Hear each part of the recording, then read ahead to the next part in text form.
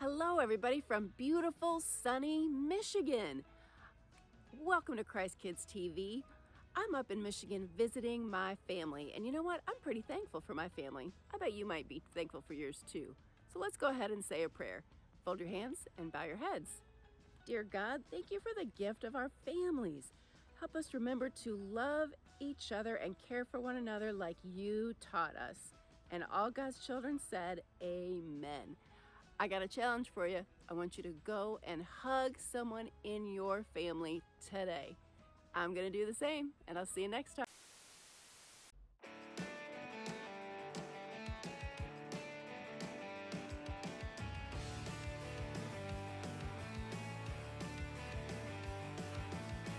There are those times when nothing goes right.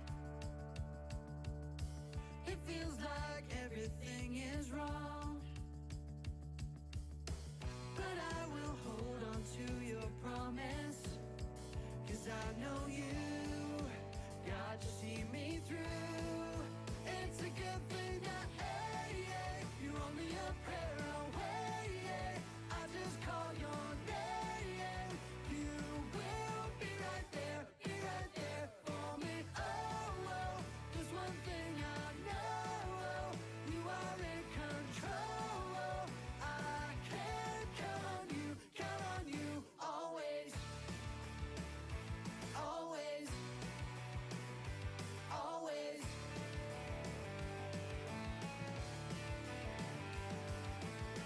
There are those times when nothing goes right. It feels like everything is wrong. But I will hold on to your promise, 'cause I know you got to see me through. It's a good thing that you're only a prayer away. I just call your name. You will be right there for me. Oh, there's one thing I know, you are in control. I can count on you, always, always. Hey, you're only a prayer away. I just call your name. You will be right there for me. Oh, there's one thing I know, you are in control. I can count on you, always, always, always.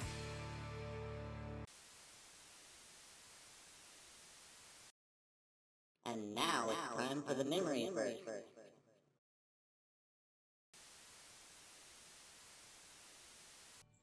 Hey everyone, it's Miss Kate, and guess which fruit I'm about to enjoy today?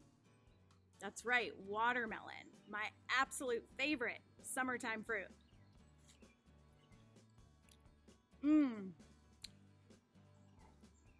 I love how sweet and juicy watermelon is. Our fruit of the Spirit this week is patience, and the motion for our memory verse looks like this. You're going to pretend like you're wearing a watch and you're touching it to tell the time. Let's try it in our memory verse from Galatians chapter 5, verse 22 through 23. The first time through, you can repeat after me, and then we'll do it one more time all together. Are you ready? Stand up with me. But the fruit of the Spirit is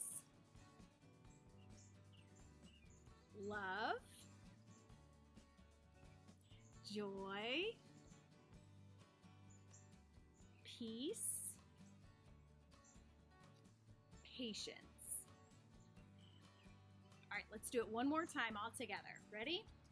But the fruit of the Spirit is love, joy, peace,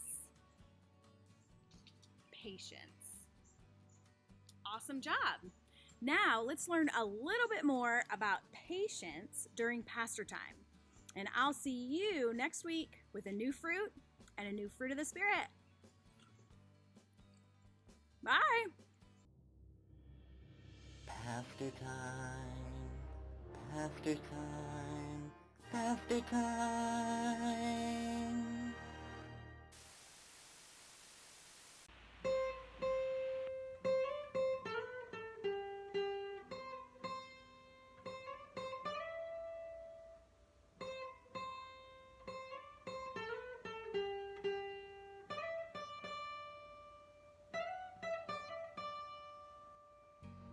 Hey guys, Pastor Ryan here. We're going to talk about patience today. It can be hard to be patient. In fact, sometimes when we feel patient, we feel bored, like something should be happening. And usually that's because something should be happening. We're waiting for something to happen. And I've found that the quicker the things happen, the more impatient I become. So when I throw something in the microwave for a few minutes, it feels like forever for the popcorn to get done. Or if I have to wait around and I'm bored, I want to pull out my phone and just click an app. And I'm sure you do too, because having fun is just a click away. You can grab your mom's phone or the iPad that's laying around. Or you ever try to watch a video on YouTube and before you're able to get into the video, you have to watch the ad and it's unskippable no matter how many times you push the button. Oh, it can be maddening. Patience is an important thing. We're told that patience is a virtue, and when we wait for God, our patience isn't just some painful act that we have to go through. It's being a part of God's big plan. There are lots of people who are part of God's big plan. We read about them in the Bible. A few come to mind. I'm sure you've heard of Noah. And I know you know all about Noah and the flood and the ark and all that, but did you know that he had to grow those trees? Think about it. He lived in a desert. He would have had to wait so many years for the trees to grow up, and then he would have to cut them down, and then he would have to cut them into little planks so that he could mold them into the ark that he was going to make, and then he had to craft all the bitumen, which is the stuff that goes on the outside so that the ark can be watertight. Not to mention all of the food he had to get for the animals and the animals themselves. Plus all of the rain and all of the time he would have spent in the ark as it was raining and waiting for it to all go down. My goodness, Noah had to wait a long time. But he wasn't just waiting, he was being patient. He was waiting on God and what God was doing. He was waiting to see God in action. And we see this again in Abraham and Sarah as they waited for their son to be born, Isaac. Sarah had to wait 90 years. That's well past her prime. And we hear in the Bible of a guy named Simeon. Simeon asked God that he would see the Messiah before he died. And he waited in the temple and he waited and he waited. And right before he died, Jesus finally showed up with Mary and Joseph. And Simeon got to see him. Even you and me, we have to wait. Well, we're waiting on the return of Jesus, but we're also waiting on many other things in life. And all of these things we're waiting on, we can either be waiting in frustration or we can be waiting patiently for God. So I hope that you have patience to see and know that God is working in your life and He'll show up. Just be patient.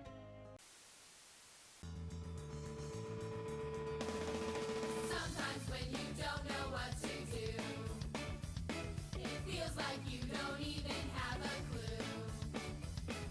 That is when you got to turn to God, because you know that He can do anything.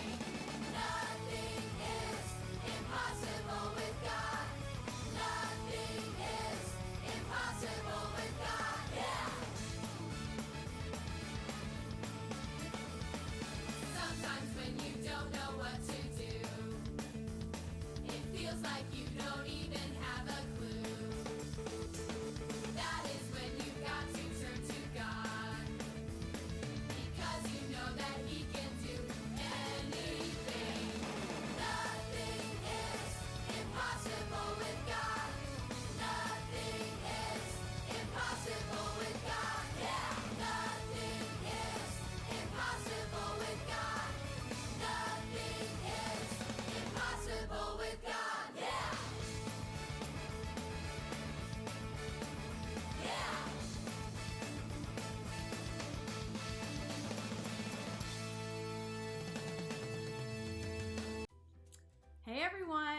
It's Miss Kate again. Let me ask you a question. How many times have you said this summer? Isn't time yet? I'm just so bored. Well, if you live at my house and you're one of my kids, then you have probably said it a bunch. A lot of times, being bored, show me your bored face, and being impatient, show me your impatient face, go hand in hand because they both have to do with waiting, and waiting is So hard and boring. But guess what? Even when you're feeling impatient or bored, you can still practice patience. So, how do we practice patience? I don't know. It's a good question. And I remember Pastor Ryan telling us about some people from the Bible that helped to show us what patience looks like. So let's check out this video about Noah. Remember Noah? Yeah. What did he build? He built a boat and there was like really strong rain that filled it up and made a lake and they ride it. Yeah. Sounds like that would take a really long time. Maybe lots of waiting involved, do you think? I bet that Noah can teach us a lot about patience. So be sure to pay attention to how long Noah waits on the boat and how he acts while he's waiting. Does he act like this? No, I think he's gonna act like this. Well, we'll find out and then we'll meet back here after the video and talk some more. Stories of the Bible. Noah and the flood. This is Noah. Hey! Noah was a good man who tried to do the right thing. Yeah!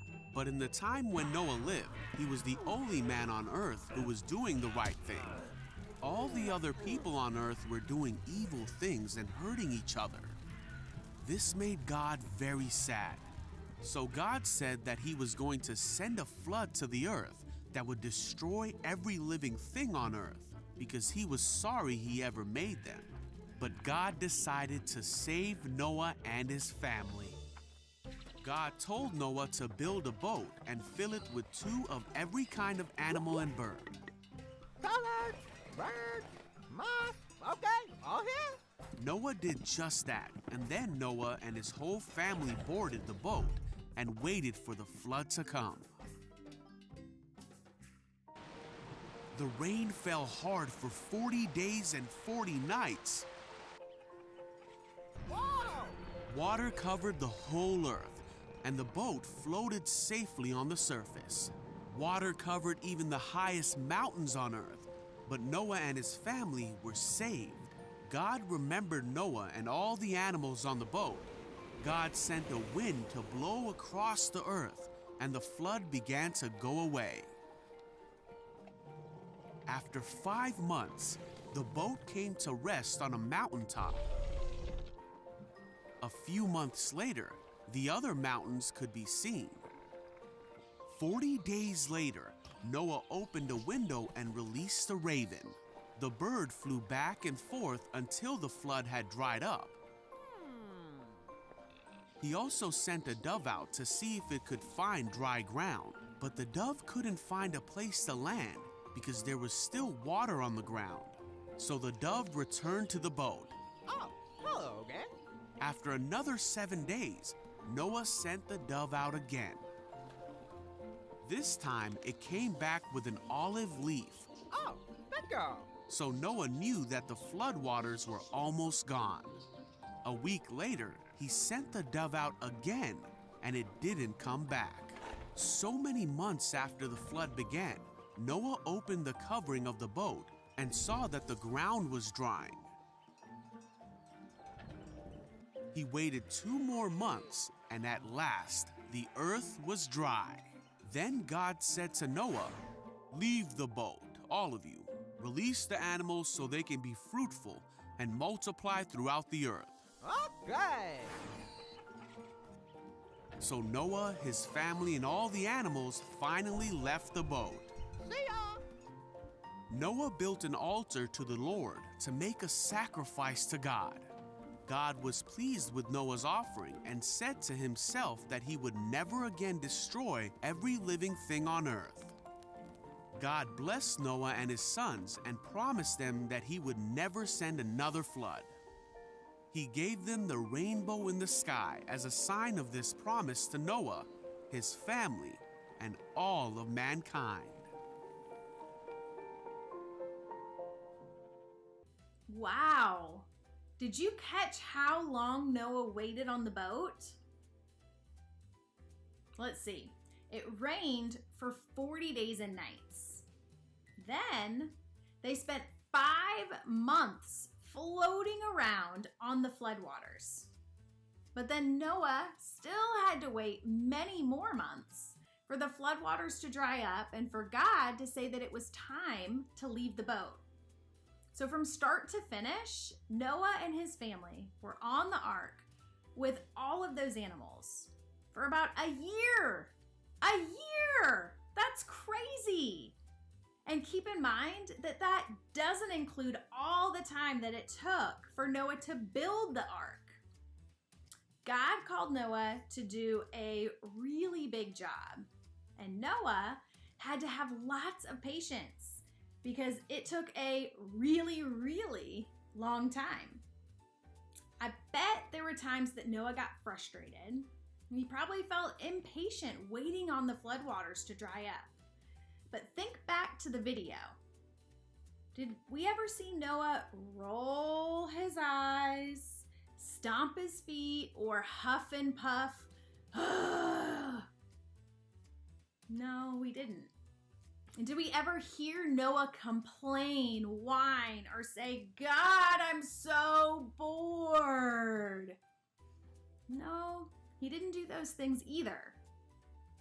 Noah trusted God's plan and waited patiently.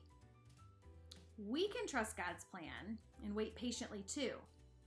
So the next time that you find yourself in a situation where waiting is involved, remember to be like Noah. No matter how long it takes, no matter how impatient or bored you get, you can choose to practice patience. Thanks for joining us this week on Christ Kids TV.